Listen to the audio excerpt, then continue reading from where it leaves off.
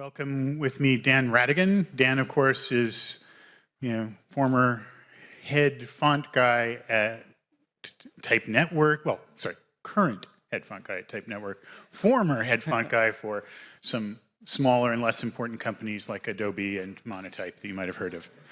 I can personally attest to Dan's expertise in transfer type.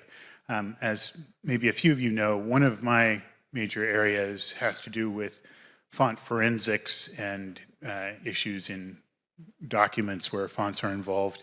And a couple years ago, I had a case that involved transfer type. And of course, I turned to Dan. And yes, with that, please welcome with me, Dan Rhatigan.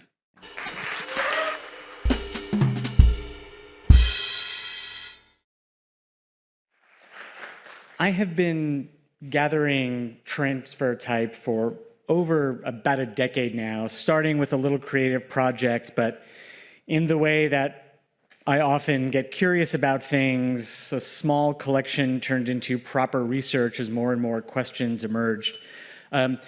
Originally, I was gathering up a lot of Letraset, which was the largest of the brands that made this material and the one I was most familiar with and is the easiest to find. But the more that I gathered it, the more I realized there was a fairly big industry that became more interesting when you think about the dynamics of where this sat sort of within graphic design and type industry history. And so I dug in more, kept asking questions, gathering more material, and I'm slowly building a much better picture of how all of this operated. For me, this interest in the dry transfer lettering grew out of another question that I have been asking for years about how, in independent publishing, particularly like magazines and fanzines and protest material, how do they access the means of production? And it really began zeroing in on this idea of that dry transfer type, which is often sort of seen in a lot of design history as a small subset of the phototype era, was actually this major opportunity in the history of design and publishing and making of things, because this was a retail product rather than being something that would only be available from a professional service bureau of some kind. Dry transfer type could be sold in art supply stores and craft stores. It really democratized access to the means of making things with type, so that it was much easier for people who were not operating within an industry to sort of make things. And there's a lot of significance that can come out of just that access to material. And so the more that I looked at this and I thought about where else were people able to get their hands on this. There's an interesting thing in talking about dry transfer over the years in that there's always this very visible generational divide when I talk about it. You either worked with this material or you began really working sort of in design or typography after it was completely made obsolete by desktop publishing. There was a slight overlap of the period, but really the dawn of desktop publishing made this physical material largely obsolete, except for like some very specific use cases. For you, those of you who are not familiar or who haven't seen it and haven't really thought about sort of what it was that was going on, you get a glimpse in Letraset's UK patent from 1961, sort of describing what this is. Essentially, dry transfer type, no matter who made it, was some sort of a plastic sheet, transparent or semi-transparent, with image of typographic material or illustrations or other sorts of graphic items silk screened onto the back, and with a light adhesive coating laid over the silkscreen material. And that slight adhesive coating allowed you to place a sheet down onto another material, apply pressure, and transfer the silk-screened image of a letter or picture, what it is, from the substrate onto the material underneath. Now, Letraset really built the market for this. This is the first to make a real make a real presence for itself selling this material. And infamously, Letraset talked a lot about in documents in the company that they were involved in a lot of patent disputes after this was first launched as a product in 1961. They developed it as an evolution of an earlier wet transfer material that they made. It was very hard to find information on what these patent disputes were about because certainly many other companies made this, until I realized that the big patent they had a problem with was a US patent filed the year before from a much smaller company called PressType, visualized in a very different way, but describing the same process. And that conflict provided some precedent for other companies in other regions to begin making this material, creating this big market over time. But this is all a subset of the dynamics of working with photo reproductive technologies. Every letter that you would see on a sheet of dry transfer type start as a letter shape cut out of, in this case, this is material called rubylith, but some kind of a photographic master for each letter would be scaled and arranged and reproduced to create an entire sheet full of images of letters. The sheet itself could then be reproduced as these sheets of material. This is a page from a Letraset catalog from the early 70s, but it actually neatly describes what was typical of most of the brands and how this would make. Essentially, you see a bunch of letters of a specific type style, always at a set size, because this was a consumable material. This wasn't the start of any kind of, this wasn't like having a phototype master that would go into a machine. You literally purchased as many letters as you would get on a sheet, and if you had words that required more, you needed another sheet, which in itself was a sales hook if they had sheets that didn't have enough letters for what you would need. But this is, it sits in an odd place between typography and lettering. Letraset and other brands are, this you can see on the sheet, this is referred to as instant lettering. Other brands would refer to it the same way, because these are essentially typographic forms that could be applied in a manner lettering. How you put them down was very much a matter of in situ. There's no bounding box involved in this. There may be indications about what the spacing would be, but it was a very free application of the shapes. Depending on how serious the communication was in speaking to a market and whether that market was more towards a casual user or a professional, there could be very detailed instructions about how to apply letters with care and precision, with attend to spacing. You see, particularly on the products that were more geared towards the casual user, it really boiled down to the simplest dynamics of how this worked. And as I said, this is a consumable material. What you had on the sheet was what you had available to work with. And this is a pretty typical image of what something would look like after it's been used. It was a while before the market of other products grew around it for all these companies. A lot of the early communication suggests just using a pencil or a ballpoint pen to remove the letters, rather than, say, a custom-made tool that you might purchase separately. But as you used a letter, it disappeared from the sheet. If you applied it incorrectly, or if there was some kind of an issue with the letters transferring, you lost that and you had to move to another. So in finding old material like this to gather, the struggle is always, can I get access to pristine sheets that show everything that was available and a clear image of the letter, or am I getting, the remnants of what had gone through a process? The other thing about this is that this was not just a black and white process. Much unlike, say, photo typesetting, where you were dealing primarily with photographic paper that was exposed, revealing black within a white field, you could put onto the substrate colored material of various kinds. So Letraset suddenly meant that you weren't just creating artwork for further reproduction necessarily. You could put down colored material for labels, or perhaps you were doing a one-off poster or making a sign for something. So there were already new possibilities for what could do with this that began to set it apart from other means of typesetting. To give you an idea, though, of what the process of working with material like this could be in a professional setting, for those of you who haven't been through it, if you have, I apologize if this is triggering to see bits of old mechanicals like this. This is from a a stack of boards that was in a batch that I acquired of just someone's process materials. These are scraps of illustration board. And this is an example of someone trying out different type styles to visualize how things may look, to see what sizes would be like and make notes. They're beginning to plan the typographic program of a layout in some way. We're getting a little bit closer to that, so as having made some decisions, someone has begun doing the actual typesetting that they would need for what they would produce. And you see that they've typeset all the lines. Poor Yvonne here has given a note about respacing. All that type has been put down. And then you see a sort of more of a proper mechanical with baseline sketched out in non-reproducing blue pencil. And then these would be photographed, generally with something like a stack camera, to actually really sort of close in on the final layout of the text. This material would be put down onto a proper mechanical paste up for the photographic processes that would go into the final layout.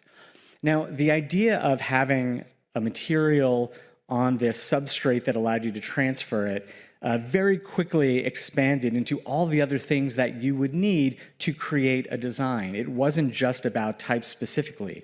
It could be about imagery, tones, furniture. Letraset also made a deal with a fledgling company called Pantone to begin distributing sheets of color, which could be cut up and used in various ways. Interestingly, if you see these sheets of body text, that was not something that was really neat until you had this material that you could lay down to show what final typeset text would look like. This is where the popularity of lorem ipsum was really established on sheets like this, that designers would begin to see this text all the time. They would see things that they would lay down onto their sort of like their visualizations of what a final design would look like. The reality of working this physical material was often something like this. It was a brittle medium to work with. It dried out over time. Depending on the flexibility of the sheet and the kind of pressure that could be applied to it, it could really distort the delicate layer of the material silk screened onto the back. And I say silk screening because I've seen a reference to how that was how it was applied. I suspect that there were other printing methods that were tried out to make some of these that were not necessarily silkscreen. But essentially, working with all of these very thin materials with adhesive on the back that could also catch on other surfaces if it wasn't cared for really led to this being very difficult to find in pristine format. And this is the reality of tracking down a lot of this material. But the free form of this idea of lettering with typographic shapes really allowed vocabularies for the practice of typography that didn't exist easily before. Yes, you could have made a layout like this working with phototype or letters pre-printed with other material and rearranged, on mechanical boards to do something. But this sort of direct mixing and overlapping and sort of spatial reorganization of text was just easy with a material like this because you could just move it around and look and plot things out fairly freely. And this could be handled by professionals that had a degree of sort of precision about what they were doing and a clear visualization to work from. But it also created an entirely new visual language that became yet another flavor of the canon of graphic design material.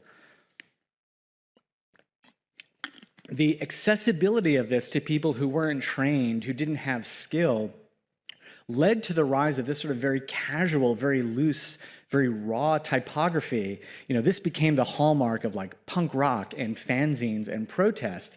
And where this may have started from sort of, say, a vernacular approach to just laying down some words in order to communicate, it really did become another genre of design and typographic practice altogether that after a while, of course, people tried to consciously recreate things that look this way that arose in an organic manner. But it's very connected to how the material at hand could be used by all kinds of people. So the interesting thing for me as I tried gathering up Letraset is I would see other brands appear from time to time, or you would hear a person talking about how they worked with the material in their work, and so it was like, oh, I've never heard of that before. Clearly more people were doing this than just one company. And as I've started focusing a little bit more on gathering up catalogs or sheets of material from other brands, I really begun to see that there's a scope of what was made.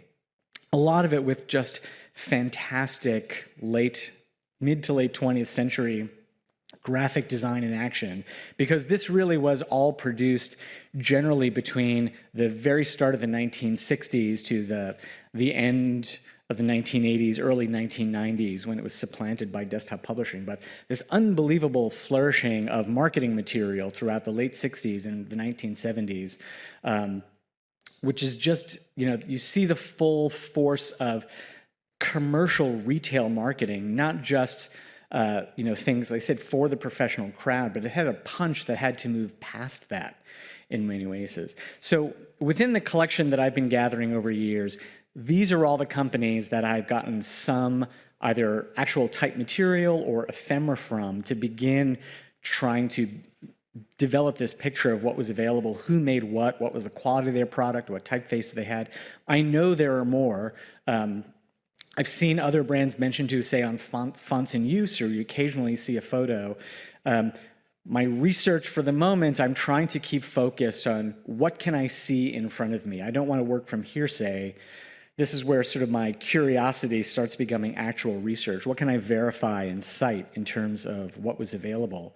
And as you go through the sheets from different brands that I'm about to go through very fast, you get to an image of how there are sort of common dynamics. You see either multiple versions of an individual letter for a given type style. Generally, it would be one typeface at one size per sheet. See-through is interesting in that they gave you a few different sizes.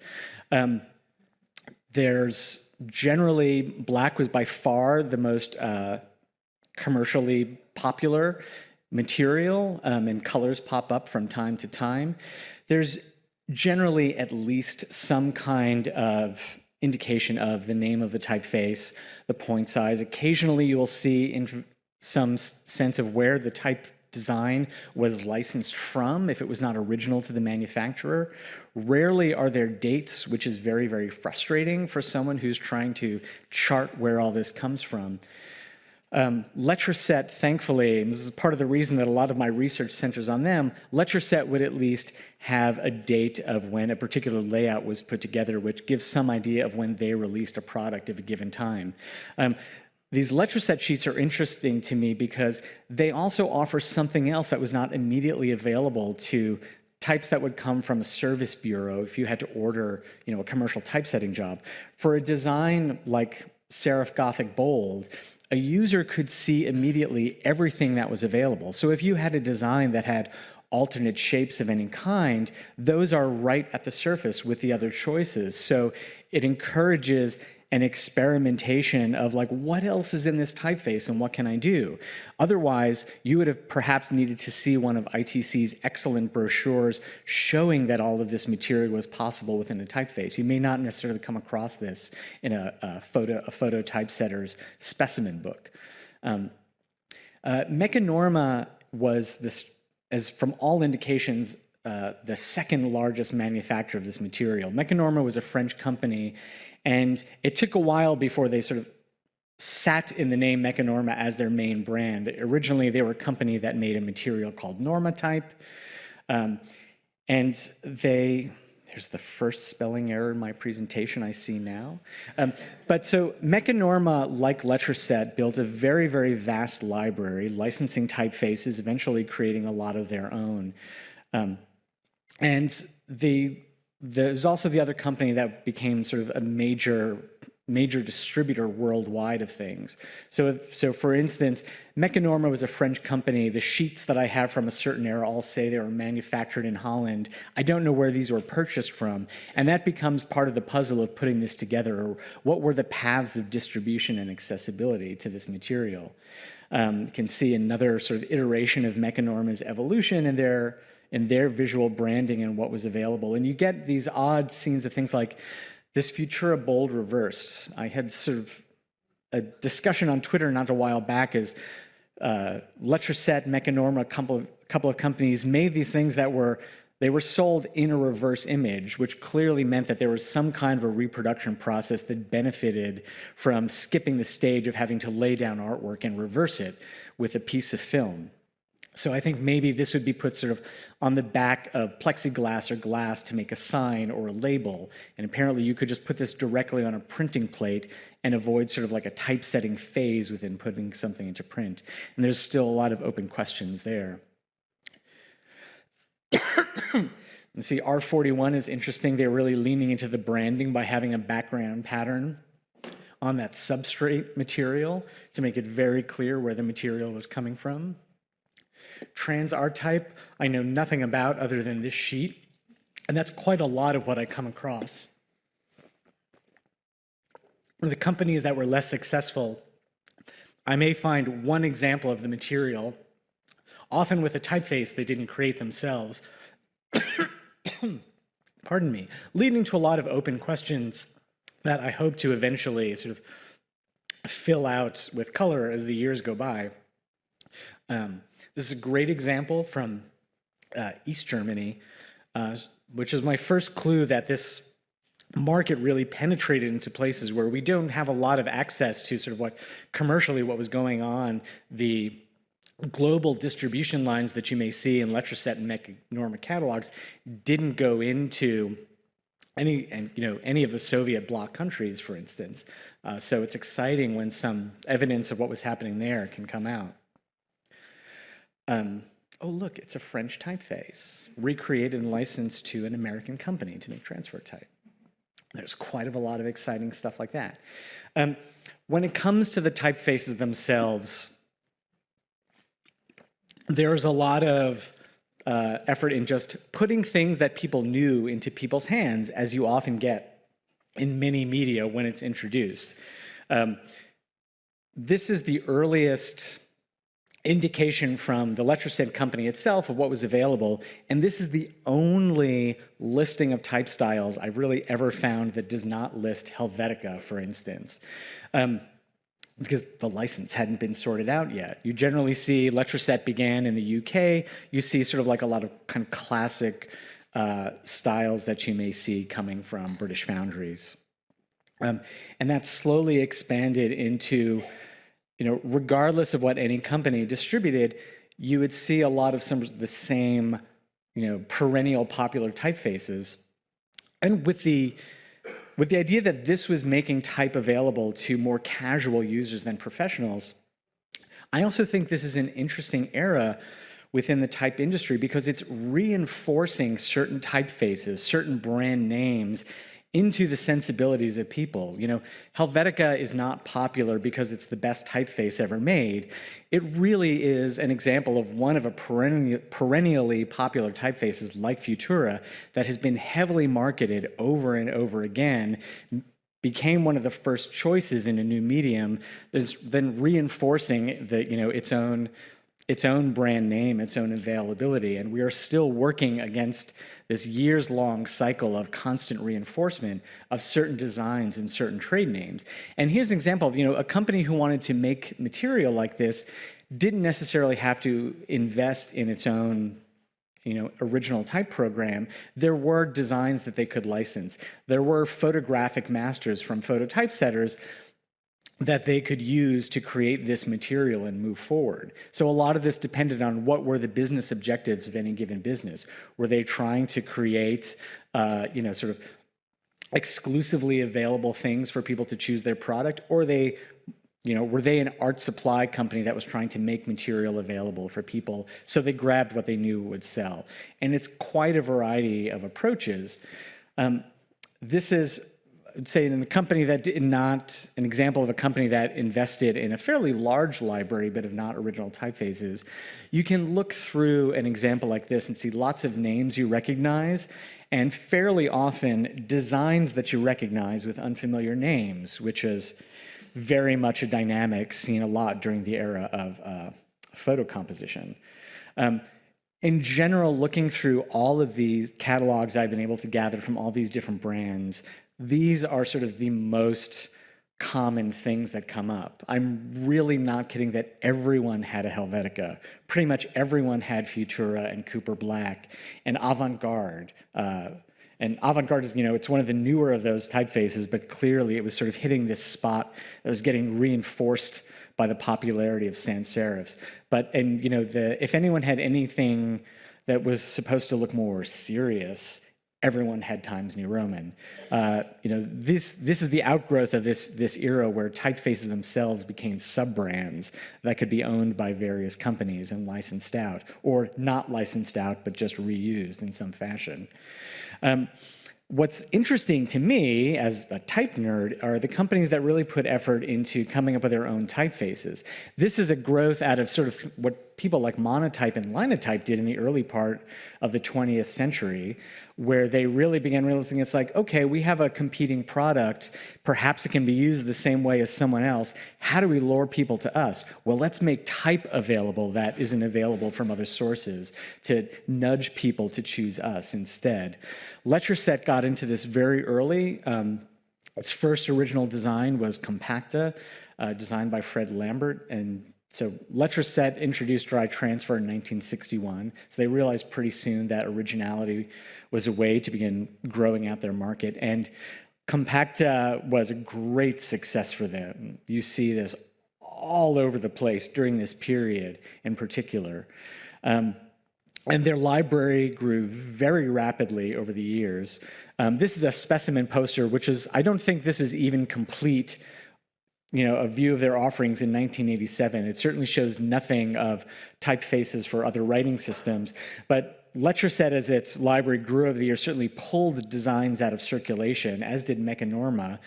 And I'm very, very grateful for this particular Mechanorma catalog because it actually lists who various designs were licensed from. And where there's an entry where there's no attribution to it, interesting questions arise because some of these I know Mechanorma released themselves. They were winners of a design contest. But then there are unattributed designs, for instance, like Cooper Black and Franklin Gothic, which hint at a commercial relationship behind the sources of some of these that I remain very curious about. Format, which is another American company, had a pretty great selection of fun typefaces, like at the level of these larger companies. But when I sort of really just paid attention to what they had in its catalog, these are a lot of very familiar designs of things that you would see, say, in the photo lettering catalog or other sources of phototypography. So they, again, either licensed or had access to the photographic materials from more traditional photo typesetting services and use that to make material available. But I've yet to find in the Format catalog anything that suggests they were creating any designs themselves. They were just racing to provide more variety and more options to their customers. Italy's R41 really leaned into trying to adapt designs that weren't available elsewhere. They had a few designs from Aldo Novarese that he had not released earlier, say with Nebbiolo. But for the most part, they tried to at least lean into designs that were popular in their regional market and sort of establish the uniqueness of their offerings in that way. Letraset held competitions to showcase the development of new typefaces. Most crucially, with them in particular, they set up a subscription service, and you take a moment to read through that, and I apologize that I'm starting to race fast here.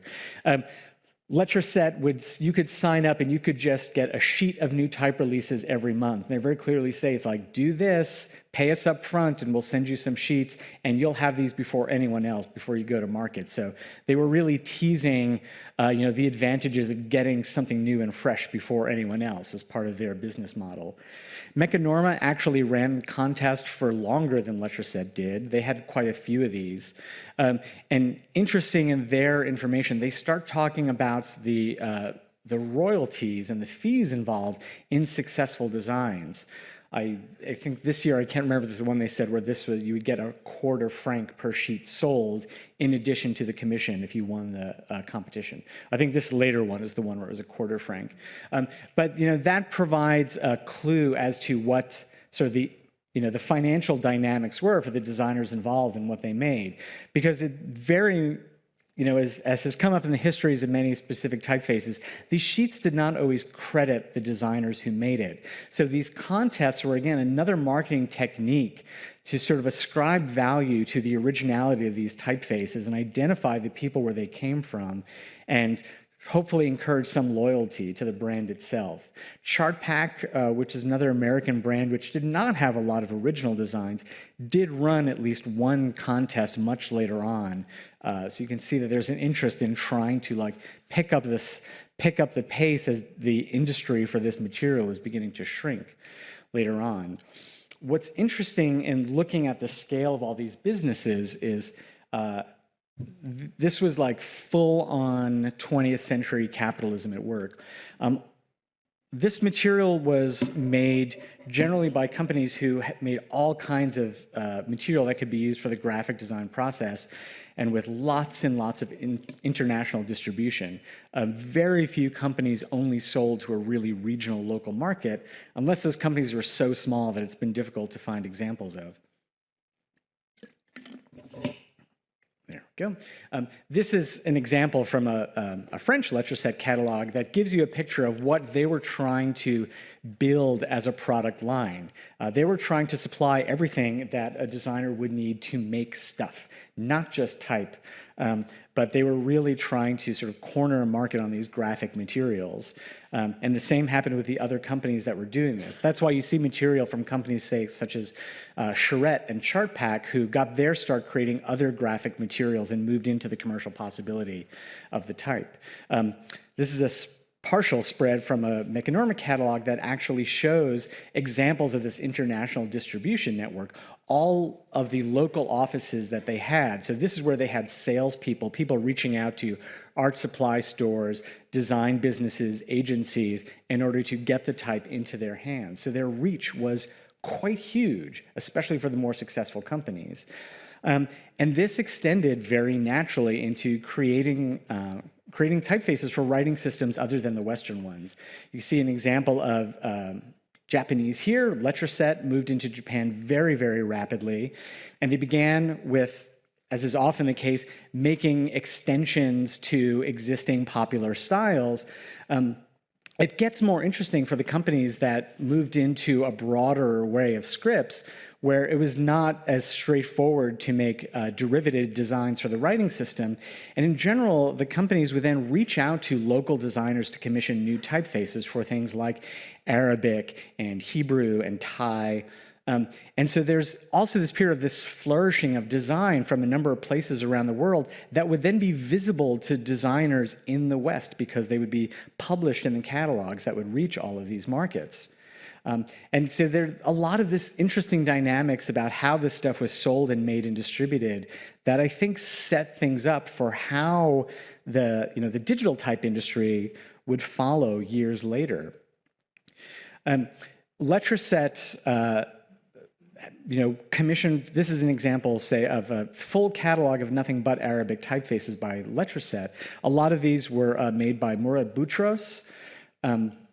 So they built relationships in these local markets they were going into, and not always trying to impose Western typography on them, but just take advantage of the market opportunities wherever they were. It's an outflow of this idea, is like, we can make whatever you need to do graphic design. We will make whatever typefaces you think you need to have to do stuff. The product is flexible enough to allow that. And the nature of the manufacturing of this is straightforward enough that you can see very, very small brands. This is actually from Wisconsin, so something made locally for a Hebrew-speaking market. And there was a fairly low threshold of entry to make this, if you at least knew that you had customers who could buy all of this. There are challenges, of course, depending on what the writing system is. With Japanese, for example, there's some real operational challenges to putting all of the available characters you need to do typesetting on a finite physical space. This is sort of a small kit showing, how many characters actually needed to be made available for some basic Japanese typesetting. And this is even just an art supply store hobbyist kit. This isn't even the more sort of serious product that was available. But you do see in some of the packaging that has been made for the other markets that they were also trying to cross that bridge and make some of the Western typefaces available to work alongside that, again, reinforcing brands that already had lots of popularity to build off of. So what I like about being able to talk about this to an audience like this is that so many of you are here in Paris from places where I don't know what's in old art supply store inventory, old libraries. I've been building a wiki indexing my own collection at this website, lettraslut.com, and I really, really welcome whatever information anyone is able to provide about what other brands were making this, what typefaces were available in different regions. If you have found old material in an uncle's closet that maybe you want a good home to know that it's going to be cataloged and indexed and cared for, let me know. I really want to build this out so there's at least a record of what was this fairly brief, but I feel significant era in the history of the type industry. Thank you very much.